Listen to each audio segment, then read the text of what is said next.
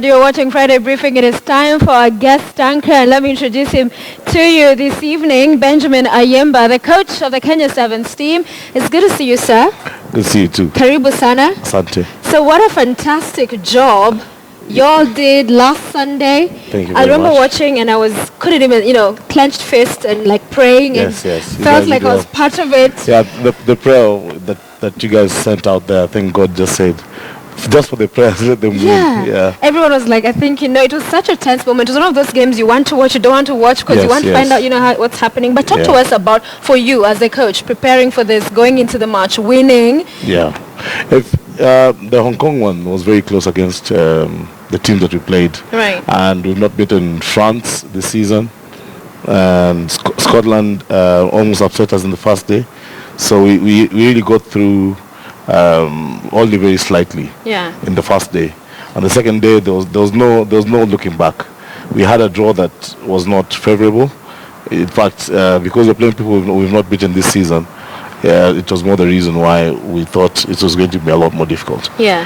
And you remember Collins making that kick in the dying minutes and in the last minute of that game, and already when we were drawing. So it was quite a journey. Yes. And then going to the finals, we've had a history with Fiji. Mm-hmm. Some bad, some very bad. Yeah. When I first played against Fiji in '98 in the Commonwealth Games, they beat us 71-0. What? And that was in 71 in 14 7 minutes. Yes, in 14 minutes. Wow, that's a lot. So yeah, we always wanted to revenge. We did revenge in the World Cup in 2009 when we beat them in the quarterfinals to make the semi-finals. Yes. But this was yet the best because it was to clinch the main cup. Yeah. And we had a plan that I don't think was going to fail. So what is that plan? Is that what you attribute this victory to? Long time coming, with many supporters? Yeah, a lot more things. Yeah. My team is very prayerful, and Awesome. you see us all And on I our remember knees they all afterwards, went on their knees, praying up immediately after. Yeah.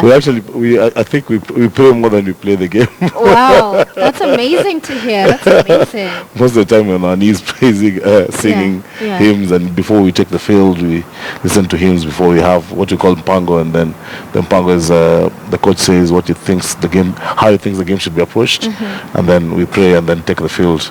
Wow. Yeah. And God answered your prayers. Oh yes, We he were did. so He did in a very excited. big way. Yes. So big. Yeah. I think for me, I'll go when I finally go to heaven. I'll tell him thank you for making that one. moment. Yeah, what it because was. you've had a long history and background in as far as rugby is Yeah. concerned. Talk to us briefly about where it began. From a child, did you always want to play? No, it was actually by accident because I was too plump to play any other sports.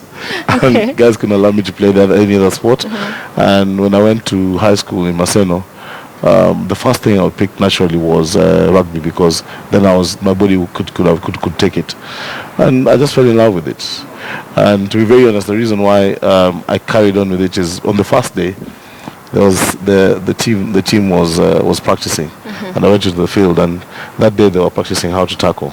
So they were in a circle, and the person who stand opposite you're going to run in the middle, and they're going to come from the other end and tackle in the middle. Right. They gave me the most senior guy, who was one of the best tacklers. Yes. And he gave me a good one.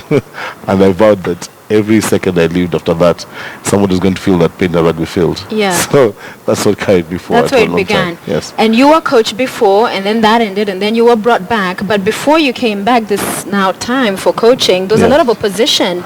There always was, and the reason why I left was because of that silly politics that took over.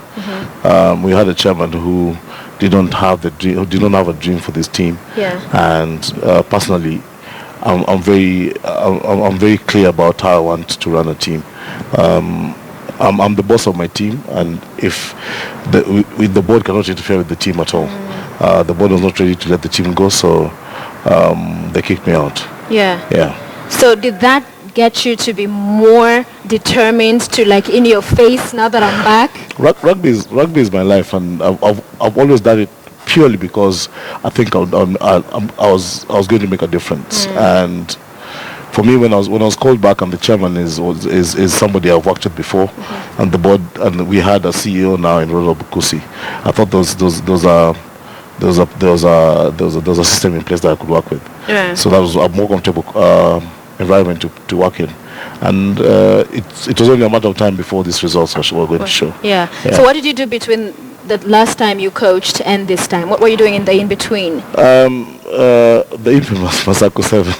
That was a brainchild. I really went into the counties to try and sensitize the counties about getting involved in rugby and getting the younger guys wanting to play the game.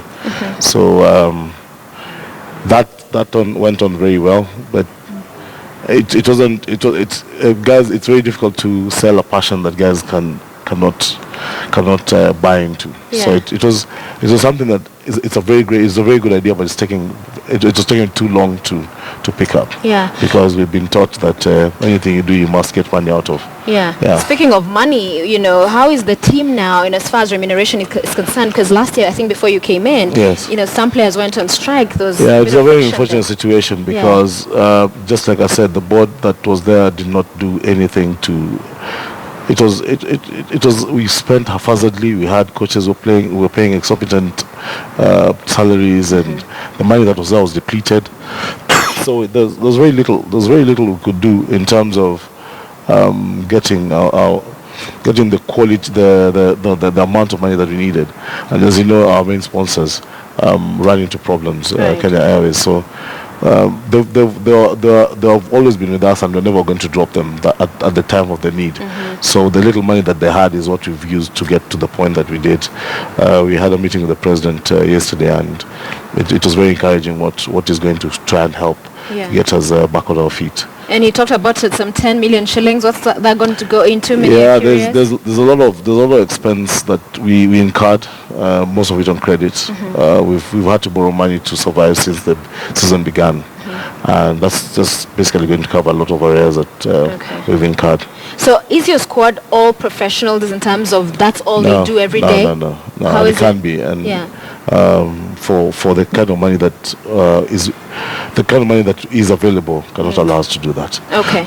Most of them are students. Some of them go to work and they have 9 to 5s. Wow. Yeah. And yet most of these teams you meet in this series all of them are professionals. Yes. So this is an extra. So imagine a team that was fully focused on rugby would do wonders. I'm seeing a very bright future in Kenya rugby. I'll probably leave in the next season or two, and I see us winning tournaments back to back because the environment will be right, the personnel will be right.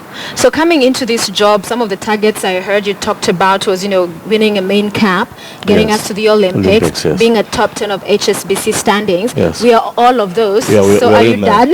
No. Okay. We still have the Olympics, and once the Olympics is done, I have one more season. Then I can take a backroom approach to everything else. Yeah. Yeah. So you intend to leave coaching? Not leave totally. Yeah. Because we have Paul Murunga, who's my assistant. He's going to take over, and then Humphrey comes on board, and the younger lot start managing themselves. As I oversee things at the lower level. Okay. Yeah. And this funny moment, as everyone was congratulating the teams, to see some of the politicians completely clueless, ignorant about what. Oh, that was funny. That cracked us up completely. I don't know what. No, it was hilarious. Those Singapore Open 2016. That was the most. And the one that cracked me up was. Congratulations to 57s for winning the Singapore. Oh my goodness. Yes. So break it down for those at home right now. What is this you won? What we won is we've got 10 tournaments in a series. Okay. You accumulate as many points as possible during the series in every tournament, and that helps with the ranking. Now, every tournament has the top, which is out of the 10 tournaments, there's 10 winners in a season. So we won one of those. Which is quite difficult. Yeah. It's major. The people who've won it once. Yeah. So ever since we started participating in the series. So it was not an easy feat. It's taken us 17 years to do that. Yeah. And many more to come.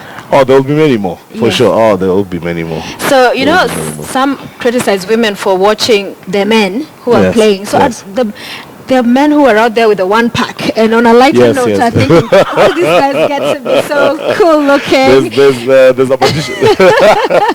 There's a magician called Kimani, Geoffrey Kimani, who's our conditioning coach. Yes. I think he gets them to be as fit as possible. So do they work out every day?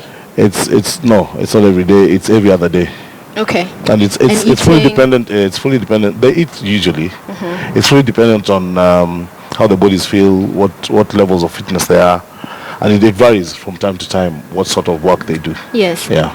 All right. So let's get to know Ayimba the man away from rugby. Yes. Is he married? Kids? Yes. Married, kids. The works. I'm very tightly knit. Yeah. Yeah. So is rugby all you're doing, or is other stuff you do on the side? I had to stop everything else for this one. Just for this one, I had to stop everything else I was doing because this had to be delivered. Yeah. This dream of mine had to be delivered to the nation, and it is. I'm actually.